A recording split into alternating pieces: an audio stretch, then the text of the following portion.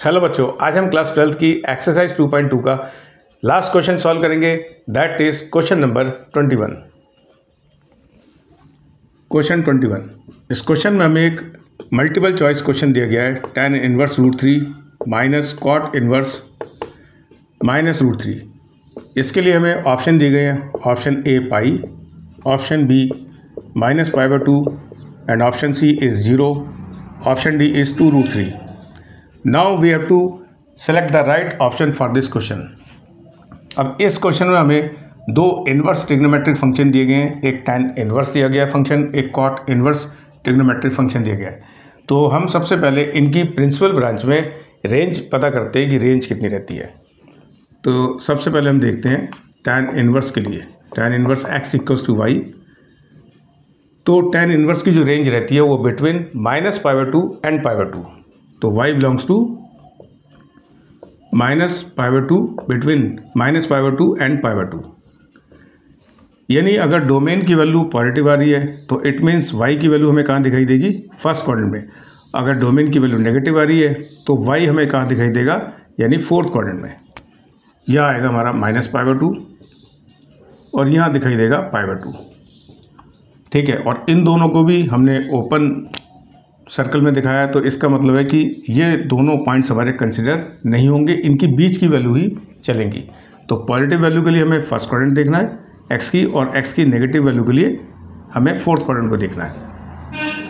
अब देखते हैं यहाँ, तो tan इनवर्स √3 का मतलब है पॉजिटिव वैल्यू। तो पॉजिटिव वैल्यू के लिए y कितना दिखाई देगा यहाँ? यानी फर्स्ट क्वाड्रेंट में। तो tan इनवर्स √3 का मतलब आएगा π/3, यानी इसकी वैल्यू आ गई π/3। चलिए अब बात करते हैं इस वाले पार्ट की, कॉट इनवर्स माइनस √3 के लिए। तो इसके लिए हम सबसे पहले देखेंगे कॉट इनवर्स की प्रिंसिपल ब्रांच में रेंज की वैल्यू कितनी आती है। तो cot inverse x = y belongs to between 0 and pi. यानी 0 में यहाँ दिखाई देगा, पाई कुछ यहाँ दिखाई देगा।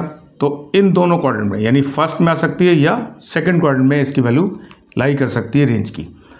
तो अगर x की वैल्यू यानी डोमेन की वैल्यू पॉजिटिव आ रही है तो हमें y की वैल्यू फर्स्ट क्वाड्रेंट में दिखाई देगी, और अगर डोमेन की वैल्यू नेगेटिव आ रही है तो इसका मतलब हमें y की वैल्यू हमें सेकंड क्वाड्रेंट में दिखाई देगी। अब क्वेश्चन देखते हैं। तो कॉट इनवर्स -√3 का कितना मतलब है? नेगेटिव वैल्यू, और नेगेटिव वैल्यू का मतलब क्या है? हमें सेकंड क्वाड्रेंट में इसकी वैल्यू मिलेगी। अब सेकंड क्वाड्रेंट का मतलब है ऑब्ट्यूस एंगल। तो अब ये देखते हैं कि सेकंड क्वाड्रेंट में हम किस तरीके से एंगल को रिप्रेजेंट करते हैं। तो उसका सीधा तरीका ये है, आप पाई में से एक्यूट एंगल को सब्ट्रैक्ट कर दीजिए और वैल्यू आपको कितनी मिलेगी? यानी ऑब्ट्यूस एंगल की। तो कॉट इनवर्स √3 के लिए एक्यूट एंगल कितना रहेगा? यानी π/6। तो ये वैल्यू हमें कुछ इसकी यहाँ मिलेगी। माइनस लग रहा है तो माइनस लगा लेते हैं। तो पाई माइनस π/6, इसको सिंप्लीफाई करते हैं। π/3 minus pi minus minus plus, तो π/6 प्लस π/3 ये देगा हमें π/2 और माइनस पाई, इससे हमें मिलेगी वैल्यू -π/2। तो करेक्ट ऑप्शन इज बी।